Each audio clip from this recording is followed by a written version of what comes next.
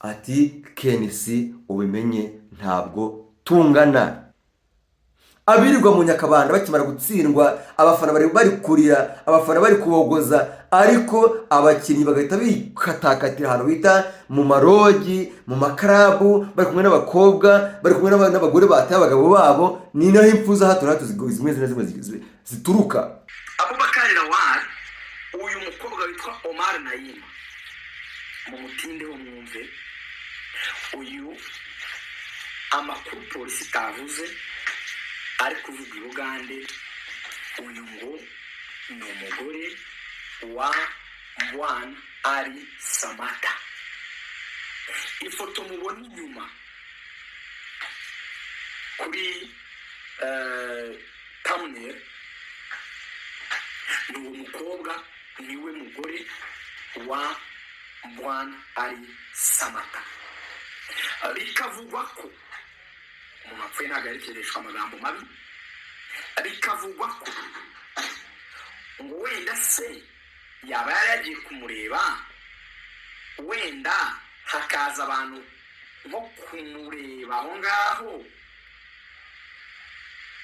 batekereza ko nyine yagiye aho ngaho Naima yari ari umugore wa Mbwana Ali Samata, wenda agashaka kubahunga agasimbuka. Icyo ni icya mbere ngo turi kwibaza. Icya kabiri, haba hari abantu bamugendagaho se bashakaga kumwica mu kubakwepa agasimbuka. Icyo ni icya kabiri. Yaba hari ibintu se wenda yanyweye bigatuma asimbuka, kuko haribazwa n'iki cyakuye umuntu w'umugabo kuri etaje ya gatatu agasimbuka hasi atanyuze mu nzira isanzwe. Ni ikintu ibyo ari byose cyamuhigaga. Abantu rero bagahuza ibintu ngo urubongo urabona ngo wenda ngo yaragiye kuyakabyizi ngo ku mugore w'abandi ngo wenda ngo hari ngo uburyo ngo bari ngo babizi ngo noneho ngo baje ngo kumufata wenda cyangwa se kumugwa gitumo ngo ahita ngo ashaka gukwepa. Ni ibivuga mu mbabarire simbuvuga nagize muri babaje umuntu wapfuye aba yapfuye. Harimo ko Rendez-vous Abubakar Lawal yayisanye n'umugore wa Mbwana Ali Samata. Ibi rero mbizanye kubera sinje kubreakinga, sinje kugira gute, ndagira nkubwire ko no mu Rwanda uretse n'uwo Abubakar Lawal byo gukatakata nari n'indi zindi nkuru nzi zaba ko uyu Mbwana Ali Samata yaramaze igihe agenzura umudamu we batabanye neza, avuga ati madamu umunsi umwe nzagucakira, umunsi umwe nzamenya ibyo bintu mfinda. Guhitamo ibintu bye. Numvishe ngo ahantu Ferdinand yafashe amafaranga muri banke akazambura, numva ngo abagore yari amafaranga, mwana we kambwira ubwo bamfite. Nabwo bwa mbere ngiye kubivuga bino bintu. Amakuru ambwira yuko umuntu witwa Nyakwigendera Rusagara ajya gupfa yasize iriya nzu ayiguze. Ntabwo bigize icyaha, nibyo ndimo kubona imbere mo ndabibona. Naganiriye n'abagabo buriya hana n'injoro, ntabwo bite Kamara turagukunda ati niki, aturimo amashyi rwose ya Pastor Mutesi, atari ko se ko kubona Mutesi yo buri ari ubukwe, ntabwanira nyamara n'ubukwe kandi ko kiyo urebye Mutesi shakunda Jumongo sha bro abiri sport sha Mutesi abirimo. Mutesi ntago ajya byaye n'urukundo, yagukundira gukunda tuzi Jumongo. Ikintu cya mbere afite umwana w'umukobwa, ubwo Pastor Mutesi niko yambazaga ati Pastor Mutesi afite umwana w'umukobwa, yegara mufite sa mufite yego ufite amabuno, yegara mufite w'amabuno ntayo ngiye nigeze naho ngaho niho ruzingiye rero Demo kinakomeye nuko uyu Jumongo ngo yateye imibare asanga naramuka agiye gutereta umwana wa Pastor Mutesi. Uyu Mutesi Prudacien ngazayibona nabi, atera matematike aravuga reka niyegereze nyina w'umwana nzabona uko ngotomera n'umwana. Mu gitondo yitangariza aravuga ngo ndashaka gutera ikipe ya APR FC stress, ndashaka kuyitera stress ikajya yuba mu mutwe ikajya yishima stress. Nuko match yo kuwa kane tuzayikinana ubushake buruta ububasha. Sinzi niba ubyumva neza. Tuzakinana ubushake bwinshi wenda bunarenze n'ubushobozi bwacu. Icyo nicyo nkubwiye. Tuzakina nkaho nta na kimwe duhomba. Kandi nyuma y'iriya match ashobora kuvuga amagambo menshi, ariko turifuza ko match irangira muri umukino wa kane. ahasigaye umukino wo ku tariki 5 bizaba ari stress kuri adversary wacu. ari uruntu rw'urushyitsi rurumbaraye, ariko bateramo y'amenyo ya tingatinga bakagitigisa, igishyitsi kikarimbuka gutya. Uko niko Gasogi izagira Nyamukandagira mu kibuga. Umuyobozi Afande Chairman wa APRFC yavuze ngo reka Gasogi nitungana, ariko intambara yatangiye kurota amagambo ni gutya, ameze nk'amacumu, amagambo ameze nk'amacumu, ameze nk'imyambi, irakubita gutya, Gasogi irakubita, APR igakubita, Chairman agakubita, ati ntabwo tungana. Gira amahirwe yo nta mahirwe kuri yo, ariko ntabwo twayisuzugura, ariko urebye ntabwo tungana bari bingahe niko yabibonera kuri APR. Yamubajije ikibazo abura ahantu akwirwa, Kayiranga nawe numva inda ari indimi, numva ari kurya indimi. Ni mwazanye gutsinda avec manière muri iminsi Gasogi imaye amanota 4 ibonye Bugesera, urabona muri gutsinda avec manière cyangwa wowe bibona gute? Nari mbabajije wowe bibonye gute, kuko you are analyst, waje ku kibuga minota 90 warebye ngana nk'iyanjye, analyze za match ukora, uri n'umunyamakuru wavyaniza kundusha. What did you see? Nari mbabajije what did you see? Ndaza kwitwa Ferwafa. Mu minsi yashize iyitwa Ferwafa, reka nongere mbasuhuze kandi mbifurize kugira ibihe byiza abakunzi ba Mupagasi TV show. Nizere ko mumeze neza cyane, kandi se aho muri hose, muri mu Rwanda, muri hanze y'u Rwanda, muri hirya no hino, muri mu majyaruguru, amajyepfo, muri burasirazuba, uri burengerazuba, uri mu murwa mukuru w'igihugu dukunda cyane cyitwa u Rwanda, our nation, igihugu cyacu dukunda cyane, nishimira kuba naravukiyemo. Nkuko nawe wigenda, nawe ushobora kuba ufite ubwene gihugu bunga, ariko jewe nationality yanjye ni hano ku butaka bw'u Rwanda, mumbeshejeho ku myaka yanjye irenga 100. Nishima kandi nseka ibyiza byose dusangira kubera igihugu twavukiyemo gitemba amata n'ubuki. Ndagushimiye cyane ko nawe ari uri, niba ari kandi atariho uri, wasanga uri mu Burundi, wasanga uri mu Bugande, wasanga uri muri Kenya, wasanga uri muri Kongo kwa Gisekedi, wasanga aho uri hose. Ndabizi ko abanyarwanda bari hirya no hino ku isi, wasanga kandi uri muri iyo Mozambique, ibihugu bya Afrika ni byinshi kuri 55 byose uko byakabaye. Nguhaye ikaze kuri Mupagasi TV. Ikindi kandi niba uri Burayi, niba uri muri Amerika, uri Oceania, Australia, yewe niba ari ubwa mbere ukanze hano ku televiziyo channel yawe yitwa Mupagasi TV show cyangwa se Mupagasi TV, byose ntacyo bitwaye, ariko nakuvuga ko igihe nyir'ubwite n'ingihe nitwa Mupagasi. Tubana umunsi ku munsi, ni Shalom wanyu Mupagasi, kandi bahaye ikaze. Twinjiye mu nkuru tudatinze, tutagiye guca ku ruhande ngo tujye kwibaraguza ngo tuvuge tutinga ibi nibi, oya, reka ninjire nkubita nahuranye cyangwa se nkubite mbangura naciye ku ruhande. Ni inkuru zitandukanye hano zifite uko zakabaye, uko ari zingahe ngiye guca ndazicamo nguruka. Bavuga ngo amagare ngari buta muri Tour du Rwanda, reka nijye ugiye kuguruka. Ubu ngubu tuvugana turahera hehe? Hari umukinnyi witwa ngo Abubakar Laware. Abubakar Laware muramwemera? Abubakar Laware ni umwe mu bantu bakomeye bakina umupira, cyane cyane yakiniye iyitwa Police FC.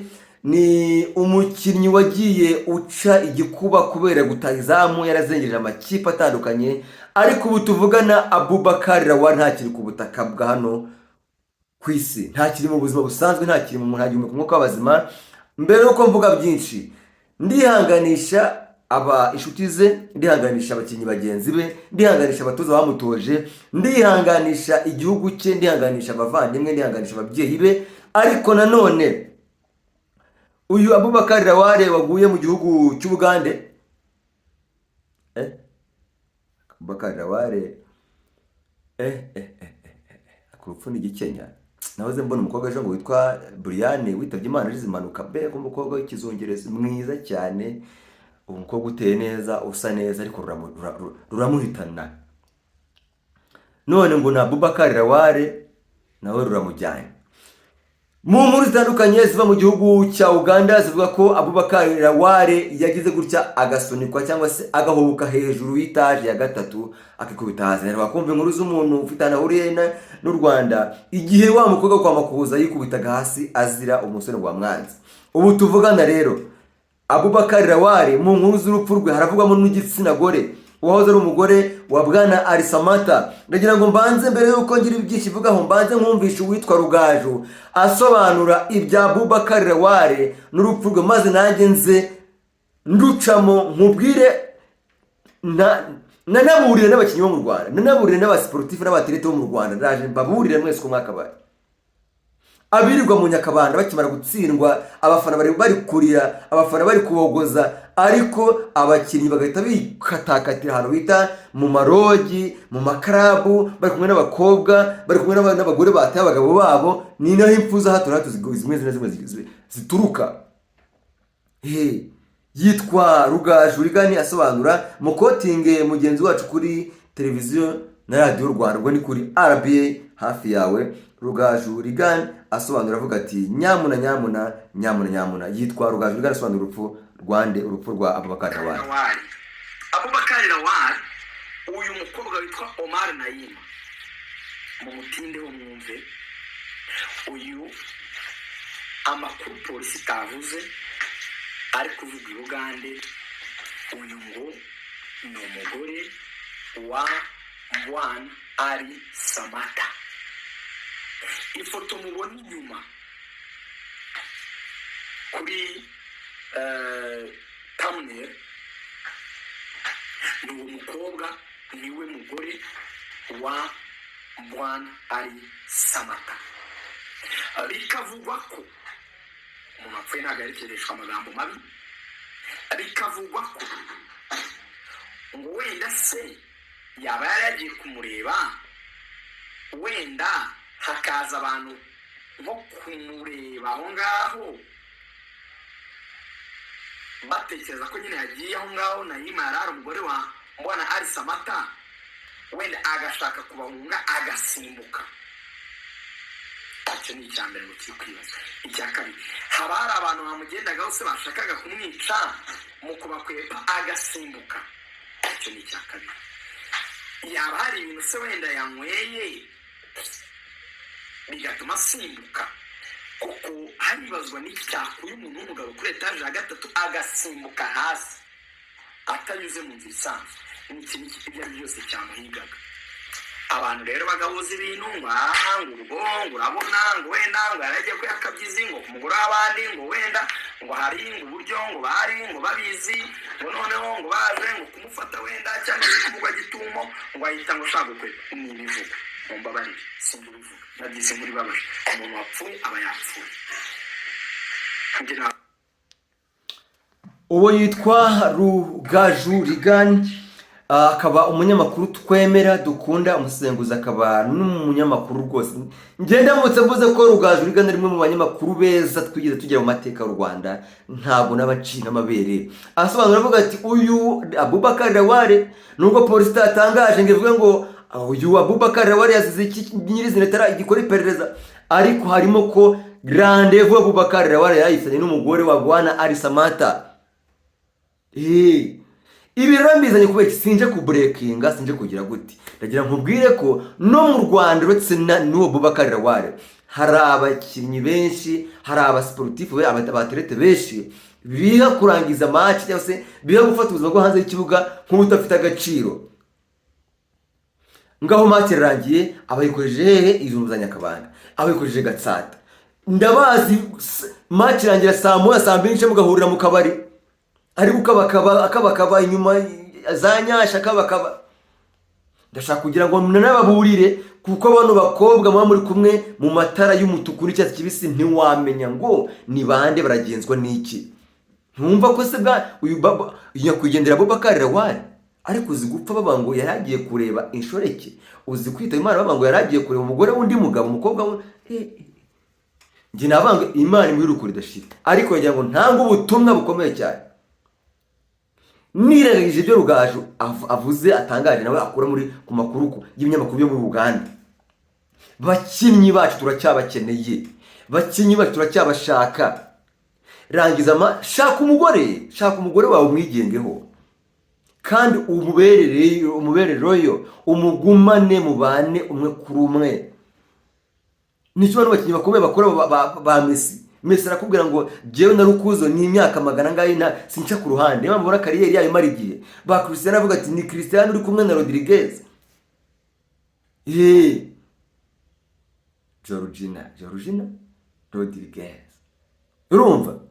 Ibyo rero byo gukatakata nari n'indi zindi nkuru nzi za bamwe mu bakinyi bo mu Rwanda bamwe banakira mu makipe akomeye angahe twemera mu gihugu ngo banubatse n'inga ariko ngo guhazwa nabyo nazo byarabananiye. Ejo n'uzajya kumva mu menanga agize gute ngo ararokinze ngo arafarinze bigenze bite.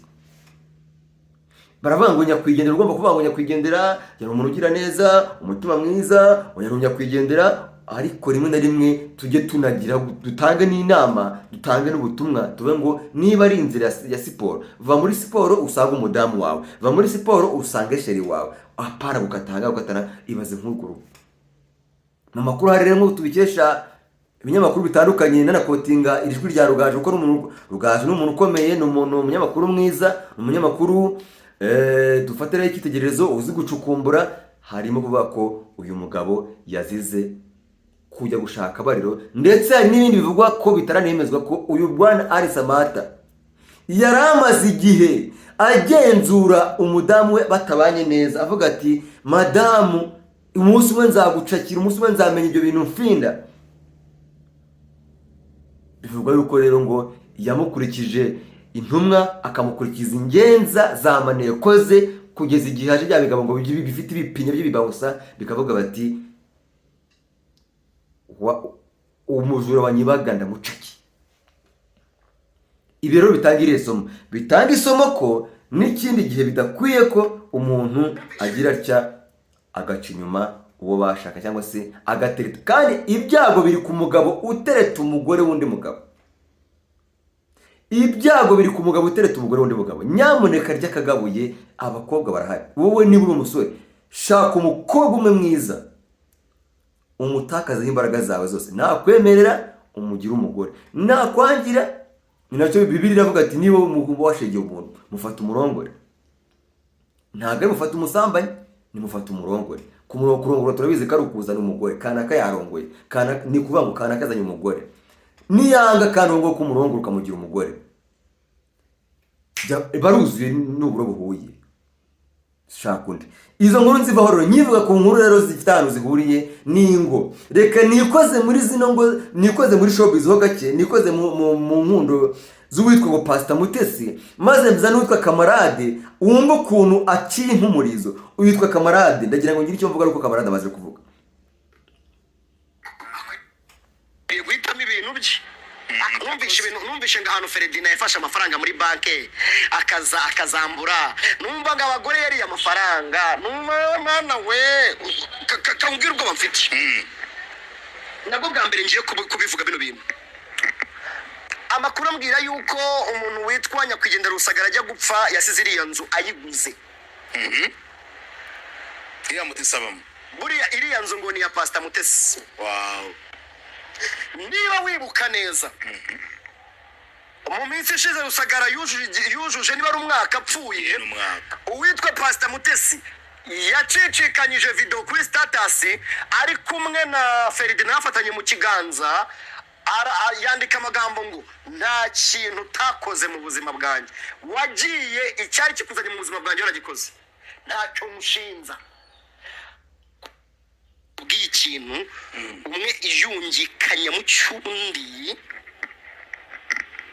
chunga sana. Muzabona Pastor Mutesi Jumongo amuri imitungo yose.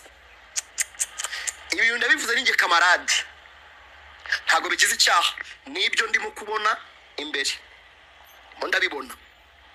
Naganiriye n'abagabo buri hana n'injoro, ntabwo bite Kamara, turagukunda ati niki, aturimo amashyi rwose ya Pastor Mutesi, ariko se ko kubona Mutesi yo buri ari ubukwe, ntabwanira nyamara n'ubukwe. Kandi ko iyo urebye Mutesi shakunda Jumongo sha bro, abirimo sha Mutesi abirimo, Mutesi ntago ajya byaye n'urukundo, yagukunda aragukunda. None se ntabwo na kambire ariko mba numva mfite ibintu byinshi navuga, ariko kambire arambwira ati bro, uriya Jumongo turamuzi. Abo ni ba bantu bapatana amazu bro, ni aba engineer bafite amafaranga. Ndakubwira n'izina ndamubona. yarambwira ati Jumongo atuzi Jumongo. Ikintu cya mbere afite umwana w'umukobwa, ubwo Pastor Mutesi niko yambazaga ati Pastor Mutesi afite umwana w'umukobwa, yega aramufite. Sa mufite Yego. ufite amabuno, yega aramufite w'amabuno. Ntayo njye nigeze Naho ngaho niho ruzingiye rero. Wiki. Abaye nka rero ibintu ndikubwira njyewe ni ibintu nibwiriwe, kandi ntabwo ari we muntu wa mbere wabimbwi, nabibwiwe n'abantu. Mfite ama voice note hano na playing.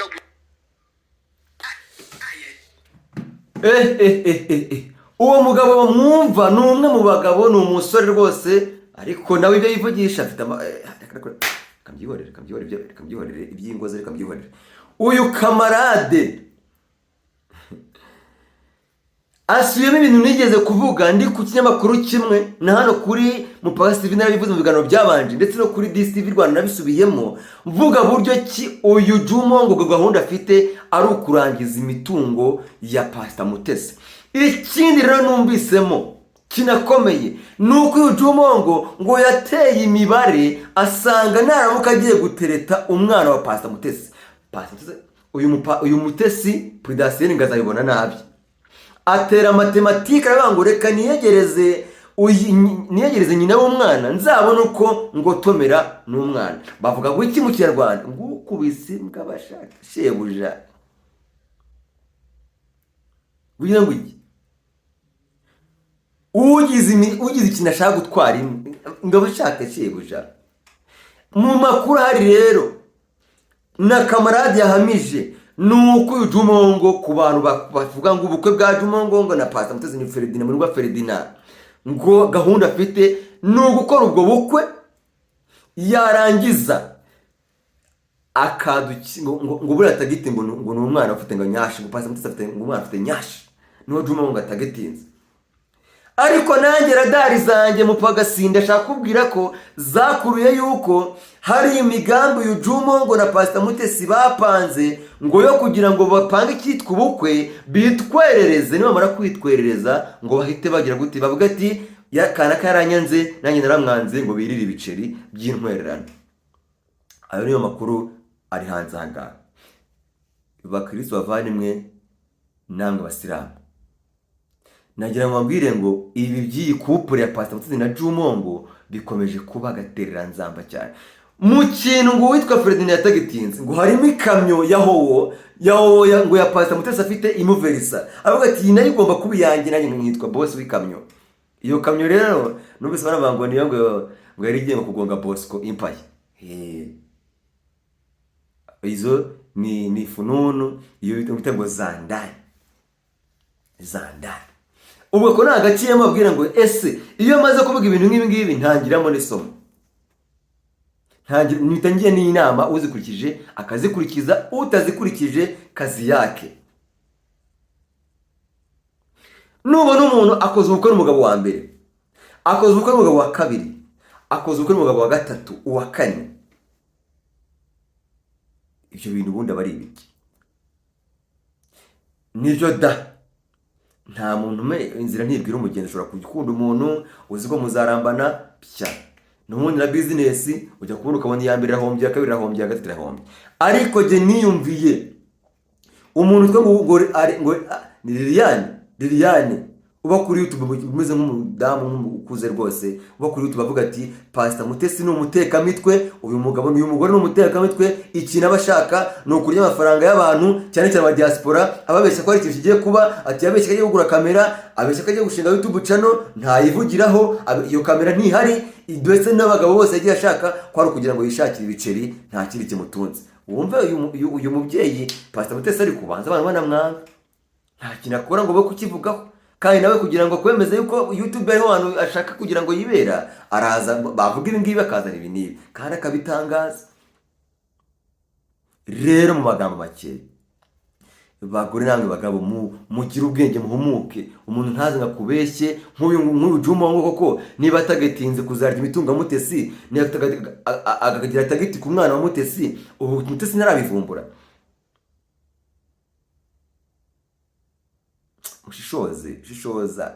mushishoze. Ariko nanone reka dawe guca iteka. Umurundi yararirimbye ngo buryo urukundo rugiye rushaka. Ubwo urukundo rero rwa Pastor Mutesi rwagiye aho rushaka, ariko niba ry'imitungo ye Burundi barabanguye barongo yica uyizaniye. Mva ku bya Pastor Mutesi rero, ndetse n'uwo Jumongo nirukanka cyane ndagira ngo nge nkubita mbangura, yari nk'izi nkuru zimaze gutya zo kugenda nkubita ndimbura. Naravuze ngo rimwe na rimwe nzajya nshyira imbabura yatuye hasi nyishyira hasi, nindagiza nze noneho nitingatinga ngende mparagata mvana mu nzira. Iyo rero ndayiharagase nyivanye mu nzira. Hari umuntu witwa Kakoza Nkuriza Charles. Uyu mugabo yishingiye ikipe, yigurira agakipe yari agahindurira izina akita Gasogi United. Agakipe karaza kayogoza amakipe, karaza kararimbura, karakubita, karashwanyaguza, karaza gaca igikuba, gafata Rayon Sport karayiniga. Ndibuka umukino wa mbere byabaye imiswi. Gafata APR karayiniga n'ubushize karayinize. Gafata ikipe ya Kiyovu kayigira umugore. Buri gihe nanjye uko kijya karayinika n'ubwo buri karayinize. Ariko uyu mugabo witwa KNC afite ikipe yitwa PRFC mu minsi mikeya kuwa kane igikombe cy'amahoro. Mu gitondo yitangarije aravuga ngo ndashaka gutera ikipe ya PRFC stress.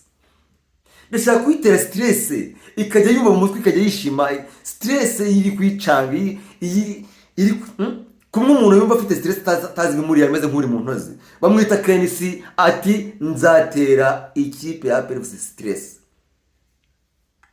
cyane, tugomba kurutsinda. Reka nkubwire, hari ibintu ushaka kubwira abantu, nta na kimwe kidashoboka, kidashobokera umutima ufite ubushake no kugambira cyane. Icyo nabwira abantu nuko match yo kuwa kane tuzayikinana ubushake buruta ububasha.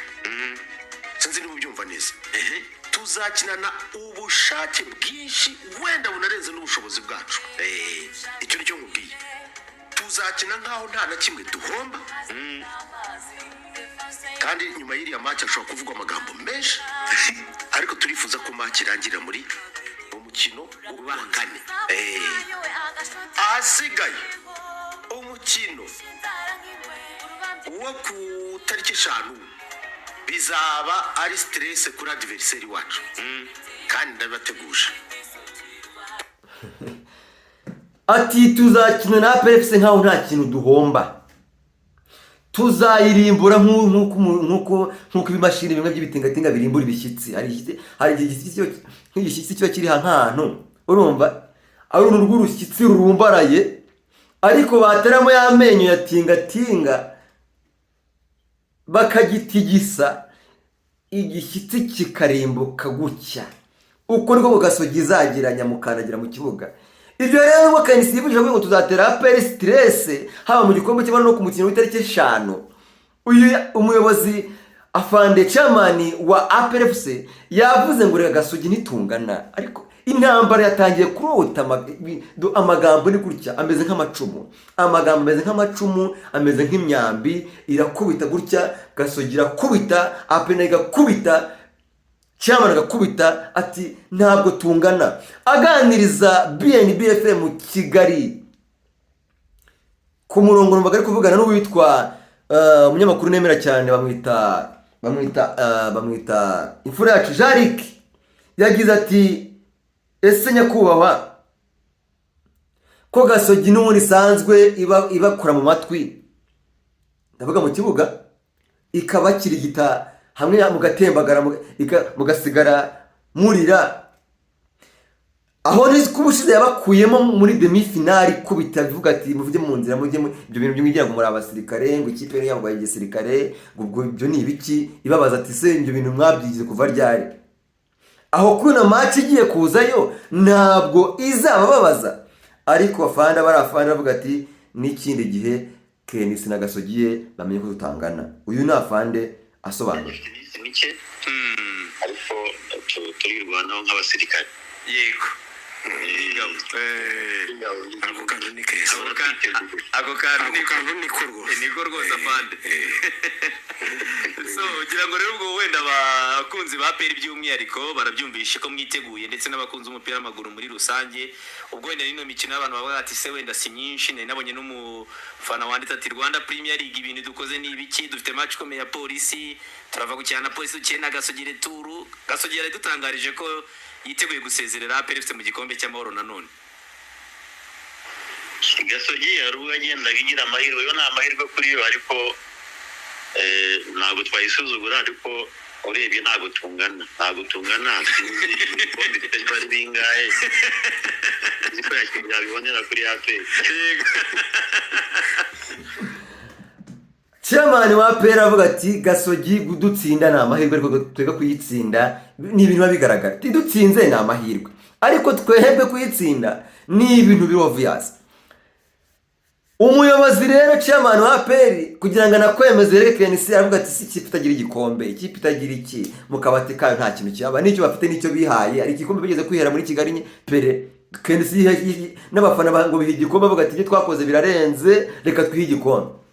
Icyo gihe byateye saga avuga ati kusugaragaza ko Gasogi bayiha igikombe yagishakaga, ariko yongeraho ijambo rikomeye cyane ryasikeje Kastar na Setsa uyu Jarike avuga ati amenye ko tutangana, ntabwo tungana.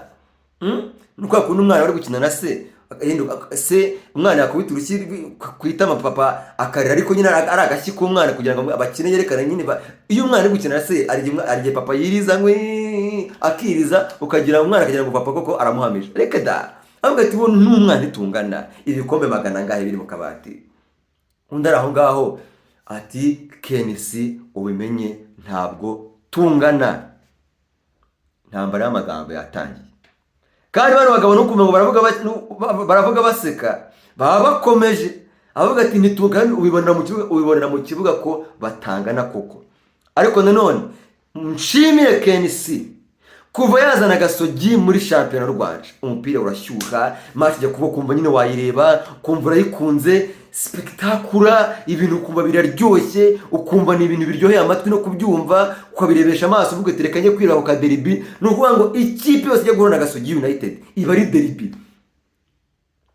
Andika muri comment ugira uti KNC nanjye ndamukunda, ni ukuri kw'Imana mupagasi nanjye nkunda KNC pe, kuko kuva yaza uyu mugabo match zose ngiye mba numva ari derby.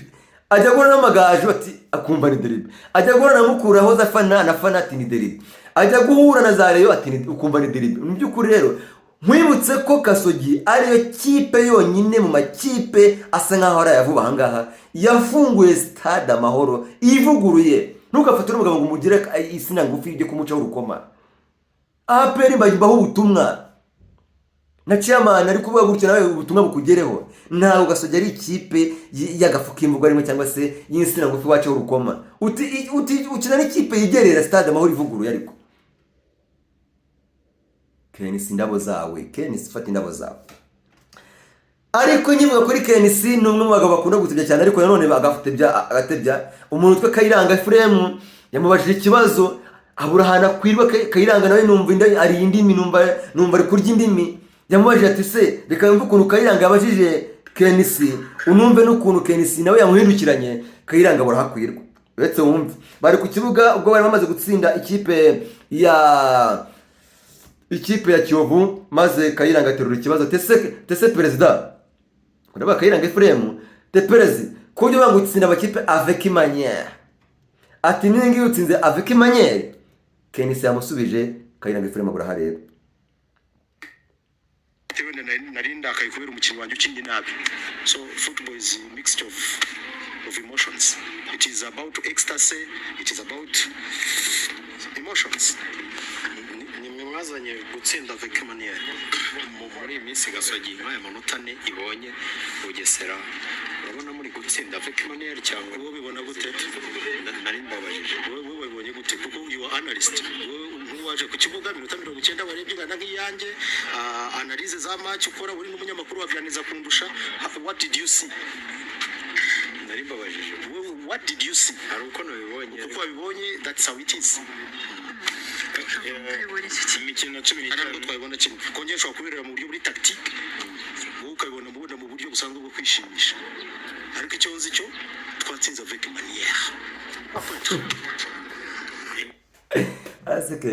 Kenisman banyamara mujye mwicara muvuga ati mu Rwanda twabonye Kenisman mujye mwicara muvuga ati Kenisman mujye mwicara muvuga ati mu Rwanda twabonye umutwa Kenis niwe mugabo nibura ushobora kujya ku kibuga agatanga interview waba urwaye imbavu zigakira cyangwa se zaba zoroshye zikavunika niwe mugabo ushobora gushyushya umupira nibura ikipe ukava ku kibuga uvuga uti basi ubundi Kenis arakubwira ngo football ni loisir ni ibintu by'ibyishimo ni ibintu by'umunezero ni ibintu bimeze nk'ubukwe ni ibintu bimeze nk'ibirori arajya ku kibuga avuga uti bimeze bite uyu rero Ephraim mbibutse ko ariko mujye mugenda gake mbibutse ko uyu Ephraim yakoreye radio na TV Rwanda aha rero yameze nk'umuntu ubaza ex boss wahoze ari umubosi we amubaza ati kujya ukunda ngo kwazanye ibintu ngo bya avec manière urumva rero nawe umuntu yaragucitse ava kuri radio abantu bamaze kumukunda aragenda yikoza ku ishusho arongera yikoza ku ngo ari kuri ari kukubaza n'agahinda yo kuvuga ati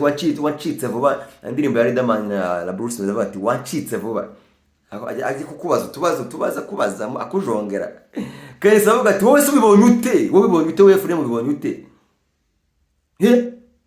wowe ubibonye ute ko nawe waruhari ati nakubazaga nyakubahwa perezida turese urambaza si iminota 90 twese ntitwayibonye ati nakubazaga Ephraim ubwoba bwamutashye aravuga ati perezida wanjye wahoze ari n'umuyobozi wanjye noneho simva kuri stade ariko perezida aravuga ati twatsinze avec manière nakirye kenshi cyane nakavuga cyemwe twisekere ntago ibintu ari intambara ntago ibintu ari intambara tubivuga tugira ngo twishime kugira ngo tunakebure tunatange umusanzu wacu tunabahereze ibyiriwe bivugwa cyangwa se tubakubita ibintu byiriwe byayagije abantu ubwonko byabayagije umutwe bavuga bati imikino tuzayikina gute noneho rero kugira ngo mwemeze neza cyane ndagira ngo nigire ku yindi topic ngiye no nteganya no gusorezaho ni topic rwose nziza cyane ngira ngo nsorezeho n'ubundi ndaza kuyitwa Ferwafa mu minsi yashize iyitwa Ferwafa yarikoze iravuga iti tugiye gushinga radio na televiziyo kureka mbabaza Ferwafa ubu Ferwafa ibona nka football mu Rwanda yazahurwa no kuba hari televiziyo na radio byayo Ferwafa dore ku musaruro wa Ferwafa mwiza washimisha abaturage igihe Amavubi yajyaga muri kani n'igihe Amavubi mato yajyaga mu gikombe cy'isi Ferwafa byayinaniye kurinda bano bana kugira ngo uwo mushinga w'isonga ugere ku munota wanyu ariko irica irareba aravuga ati ariko washinga radio na televiziyo uzi intego ngo bafite Ferwafa ngo nukugira ngo tujye tubagizaho ngo amakuru ku gihe ubwo se Ferwafa ifite website Ferwafa ifite imbuga nkoranyambaga ubwo radio nicyo kintu yibona cyakiza umupira wo mu Rwanda cyakiza football nyarwanda radio na televiziyo nubwo mfite ku gitekerezo ngo cyavuye mu bahoze abanyamakuru bayikoramo abahoze abanyamakuru bakora ku maradiyo n'amateleviziyo ngo bakora muri Ferwafa ngo nibo bayigira inama bati muzashinga televiziyo tuyikoraho ariko reka mbabaza ubu cyaba cyiza no gushinga televiziyo radio cyangwa cyaba cyiza nuko mugakora isonga ya kabiri mugategura umupira mwiza ariko Ferwafa yego ko Kigali Ferwafa reka rero mbihorere ubwo babwirwa besha kumva bene nibabona ko igikwiriye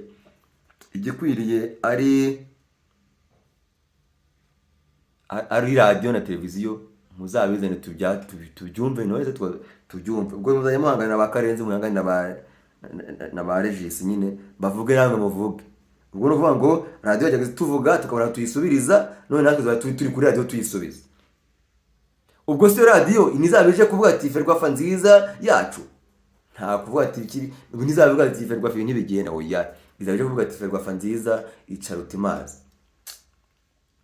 amafaranga agiye gupfa gusa ariko wabona reka no kubavuga no kubanenga wasanga munambwe tumpaga gwino y'umunyamakuru wa Ferwafa anye bya miliyari anye nkajya njyaho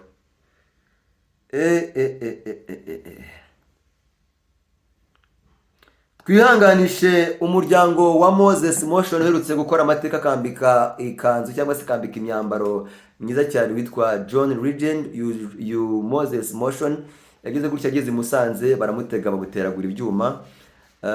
Ubwo RIB yabitagaho umucyo Murangira Bitieri Dr Murangira Bitieri umuvugizi wa RIB yasobanuye ko bibabaje avuga ko ariko baravuga ati ntabwo yatezwe n'abagizi ba nabi ahubwo